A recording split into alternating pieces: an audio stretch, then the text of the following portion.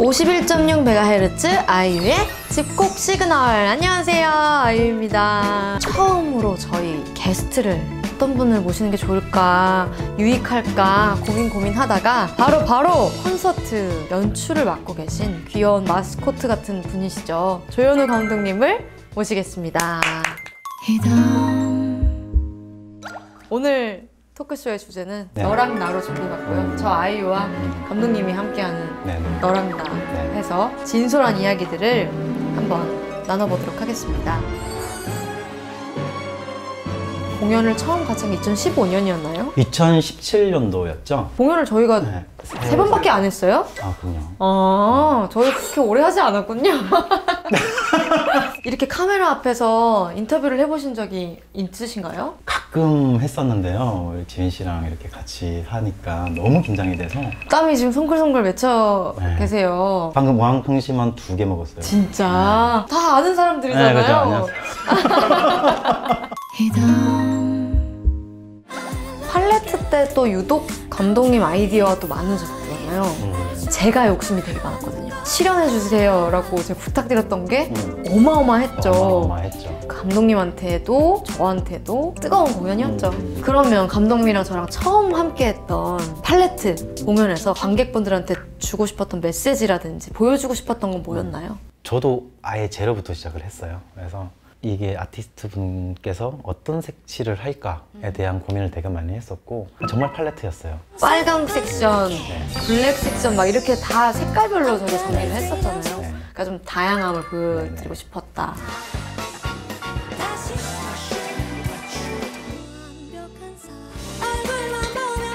감독님은 저를 어떻게 한 줄 평을 이렇게 내리신다면? 저도 공연 때 항상 하는 건데요. 팬분들과 같이 아이유 참 좋다, 아이유 참 좋다. 그런 박자가 아닌데요. 죄송합니다. 현장감이 없어가지고. 아이유 참 좋다. 아이유 참 좋다. 이 노래 잘 안 부르는 노래인데 이거 좀 공연에서 했으면 좋겠다. 저 레인드롭. 레인드롭을 정규 셋에 마지막에 떨어뜨리죠, 레인드롭을. 그 곡을 부르기 전과 후의 목 컨디션이 너무 달라지고 일단 어려운 곡이고 앵앵콜 때 주로 들려드리는데 레인드롭을 정규 셋에 넣고 싶으시다. 연출하고 싶은 게 있어서 그래서 하고 싶은 곡이긴 해요. 레인드롭이 들어오는 대신 뭐가 하나가 빠져야 된대요. 한 곡 더 해주시면 안 돼요? 안 된대요. 팬분들이 되게 좋아하는 곡. 뭐죠? 이라서 뭔 노래죠? 있잖아를 이제 그만 빼고 싶으시다고. 왜 있잖아를 그렇게 싫어하시는 거예요? 아유, 싫어하지 않습니다. 어떤 부분이 감독님을 그렇게 짜증나게 하는 건가요? 있잖아요, 어떤 부분이? 아니에요. 그러면 2018년에 이지금은 거기서 감독님 중점을 뒀던 건 뭘까요? 정말 지상 최고의 쇼였죠. 모든 게 스케일이 다 컸어요. 맞아요. 스케줄에서도 당황할 만큼 그때 지은 씨가 처음 회의 때 얘기했던 게 놀이동산 왔으면 좋겠다. 아, 맞아요. 놀이동산을 보여줘라. 그리고 마시멜로들이 저희 그때 몇 마리 했었죠? 24마리. 24마리. 그거 하나에 얼마였죠, 그 마시멜로? 200만 원. 한 마리당 200만 원이었는데 저는 진짜 많이 샀던 거예요. 그 막 드레스 반편지 때 드레스 그 펼쳐지는 그것도 그렇고 저것도 잠깐 보고 오시죠. 회의를 거듭해서 저희가 한신 다 엄청 고민했어요. 맞아요. 그래요. 그 얘기도 안 할 수 없죠. 들어가가지고 PT 하셨잖아요. 그때 경쟁이 되게 심했던 시즌이었어요. 어느 정도의 그 관객 파워가 뒷받침이 돼야만 대관이 되기 때문에 저는 사실상 마음을 좀 비우고 있었고 가서 거의 눈물의 호소를 하셨다. 네, 뗐었어요. 어떻게 좀 조금만 보여주시겠어요? 해줘. 해줘. 이렇게. 그게 저한테 딱 심사위원분이 다 매진이 가능하다는 거 자신 있으십니까? 자신 있다. 그때 솔직한 심정은 어땠습니까? 자신이 있으셨어요? 정말 자신 있었어요. 진짜? 저는 감독님만 믿고 가겠습니다.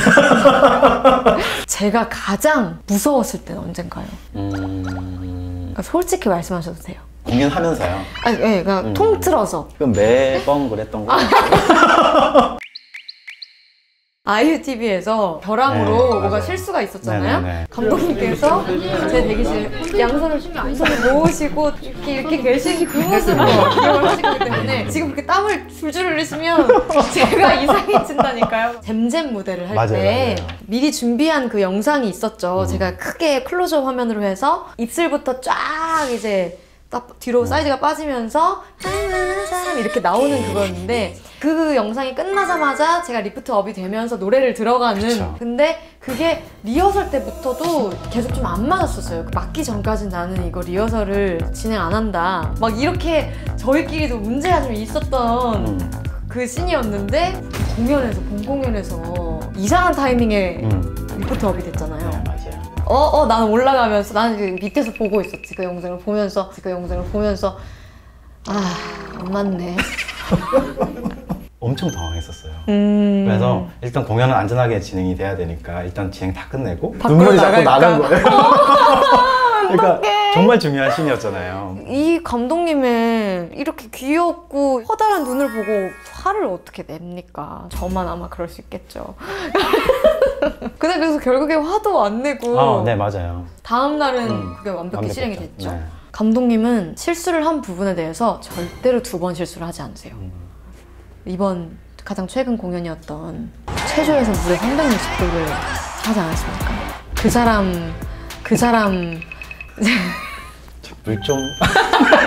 기타리스트 적재 씨가 무대 중앙에 이제 딱 저는 저 뒤부터 빨간 조명을 받으며 그림자 효과와 함께 슬렁슬렁 걸어 나오는 감독님 큐와 함께 다 세팅하고 기다리고 있는데 감독님이 큐 사인을 안 주신 거예요. 그러니까 모두가 다 큐 사인만 기다리고 있으니까 장내가 조용해진 거예요.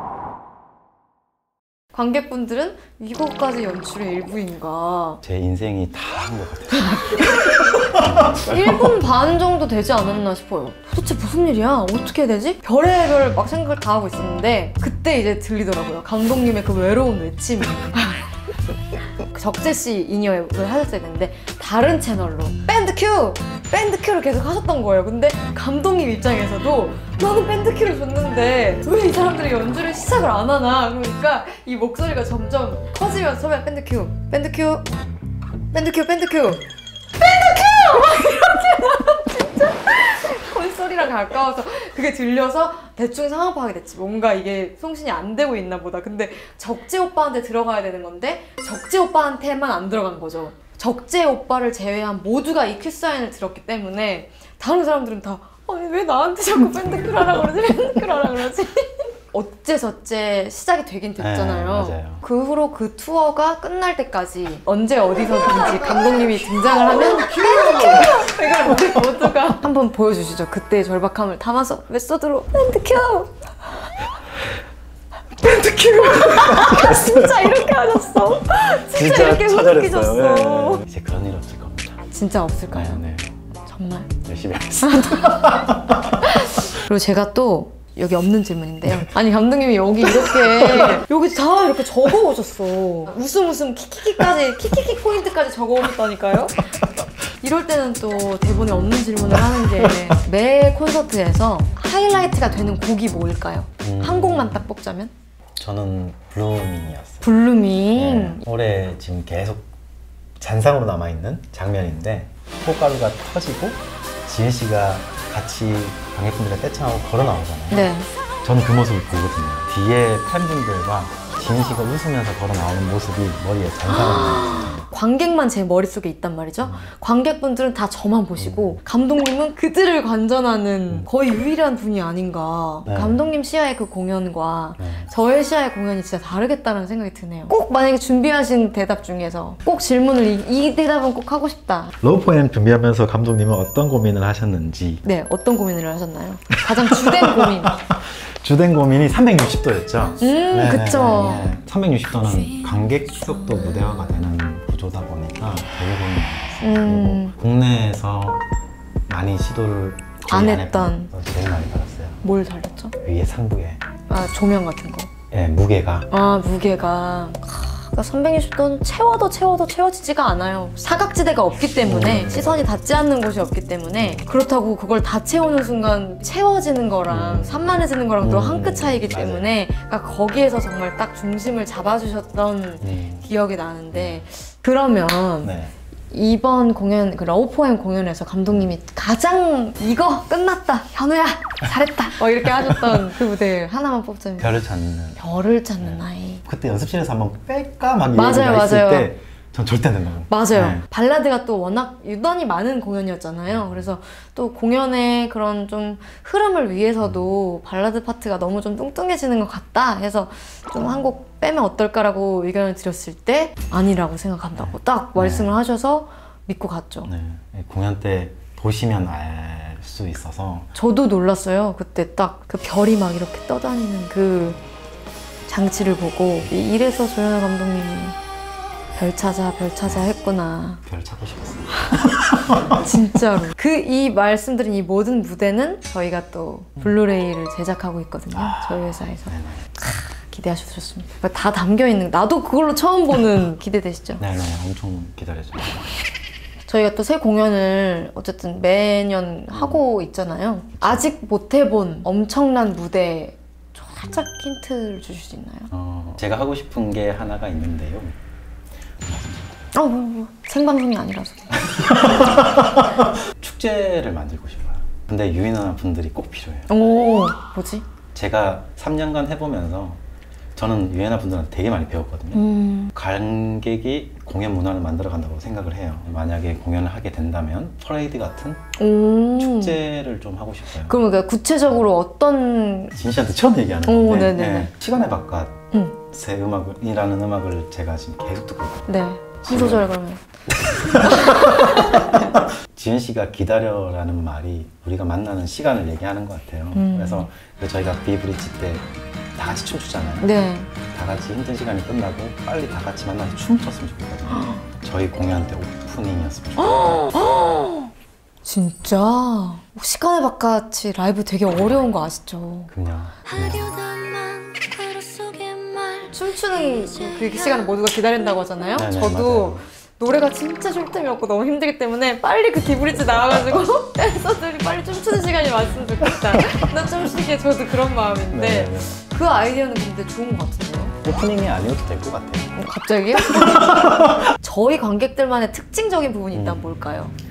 새로 만들어 나가는 게 되게 많아요. 예를 들면 그래서 떼창, 그 다음에 그 공연 시작과 중간의 그 분위기들이 네. 보통 일반적인 공연과는 느낌이 완전 틀려요. 우리 관객분들은 제가 마이크 하는 순간 다 조용해지시죠? 네. 나중에 생각해 보니까 저희 진짜 놀라거나 롤러코스터 탈 때 즐거우면 소리가 나는데 놀라면은 소리가 안 나오잖아요. 맞아요. 그 느낌이었던 것 같아요. 지은 씨가 딱 처음 나왔을 때 이게 또 다른 느낌의 또 관객 문화구나. 그쵸. 맞아요. 저도 똑같은 부분을 느껴요. 이게 노래가 시작되자마자 함성을 안 하시잖아요. 목소리를 듣고 싶어. 근데 누가 옆에 소리를 지르는 것도 싫고 다들 같이 조용히 해주자. 맞아. 노래를 할 때만큼은. 근데 그때가 딱 허용되는 게 우리 떼창 파트 때 언제 그랬냐는 듯이 막 엄청 큰 소리로 막 하모니를 또 만들어내시고 저희가 딱히 가이드라인을 제시하지 않아도 알아서 그 길을 촉촉 가세요, 관객분들이. 재밌었던 게 그 필리핀. 네, 필리핀. 모든 스텝이 당황한 필리핀은 아티스트도 그렇고. 가장 놀랐었던 것 같아요. 그러니까 첫 등장을 딱 하는데 마이나 분들이 소리를 진짜 크게 지르셔서 제 목소리가 아예 안 들리는 거예요. 피아노 소리도 안 들리고 길을 쓰고 하는데 아무 소리도 안 들리고 그 함성 소리가 심지어 또 마이크를 타고 들어와서 제 인이어에까지 들어와서 제가 내려가면서 소진 마스터한테 하나도 안 들린다고 그러면서 내려갔는데 저뿐만이 아니고 모두가 모니터가 안 됐던. 근데 그 분위기가 끝까지 이어졌죠. 딱 저는 오프닝 딱 끝내고 이 공연은 이렇게 가야겠다. 즐겁게 기쁘게 하자. 그렇게 했는데 나중에 밴드분들도 안 들리시는데 그냥 막 모두가 생각하는 완벽한 공연의 기준이 다르잖아요. 근데 그게 누군가는 실수가 없는 공연이 완벽할 수도 있다고 하겠고 관객들의 만족도가 높은 공연이 뭐 최고라고도 하겠고 한데 그때는 저는 정말 새로운 개념의 완벽한 공연을 한 것 같아요. 준비한 질문을 거의 다 대답을 하셨는데 네네. 만족스러우세요? 아우, 네네. 너무 즐거웠어요. 아니면 꼭 저에 관한 이야기가 아니더라도 뭐 하시고 싶은 얘기가 있으시면. 지금 코로나 때문에 되게 모두들 힘든 시간들을 보내고 네. 있잖아요. 특히나 또 공연 쪽 그렇죠. 분들도 많이 힘드시죠, 네네. 지금. 다 같이 즐겁게 놀 수 있고 만날 수 있는 그 시간들이 좀 왔으면 좋겠고, 그러려면 조금만 더 죄송합니다. 기다려서 빨리 다 같이 만날 수 있는 시간을 기다려봐야죠. 기다려. 그럼 그 마지막으로 기다려. 해주세요. 기다려. 오, 잘하셨죠? 잘하셨어. 감독님께서 조만간 아마 해결 방안을 내놓으실 것 같습니다. 저희 유엔아들이 지금 목마름을 달래주실 수 있을 것 같고요. 정리가 되시면 네. 저와 함께 뭐가 됐든지 간에 한번 준비를 해보시는 걸로 그러시죠. 하시죠. 오늘 여기까지 첫 번째 게스트였습니다. 저희 코너에. 얼마나 이게 이제 게스트 없을 수도 있고, 이게 재밌게 나오느냐 안 나오느냐에 따라서, 이게 재밌게 나오느냐 안 나오느냐에 따라서 또 양질의 이야기를 들려주신 조현우 감독님께 다시 한번 감사드립니다. 자, 오늘 이렇게 역사적으로 대빵 콘서트 팀 대빵 조현우 감독님과 함께 해봤는데요. 우리 유엔아에게 유익한 정보가 많이 됐으면 하네요. 그 의견을 받으면 좋을 것 같아요. 게스트로 이분이 나왔으면 좋겠어요. 저의 목소리를 빌어서 좀 이야기를 나눠보고 싶은 분이 계시다면 언제든지 의견을 남겨주시면 감사하겠습니다. 그럼 저는 또 5회에서 언제 돌아올지 모르겠지만 5회에서 이게 이제 지금 7회예요? 이게 6회죠? 이게 몇 회? 이게 6회. 자, 이어서 다시 갈게요. 자, 7회에서 제가 왜 5회라고 했는지 정말 모르겠어요. 7회에서 또 새로운 컨텐츠로 다시 돌아오도록 하겠습니다. 함께해서 행복한 이 지금, 이 다음에 다시 만나요.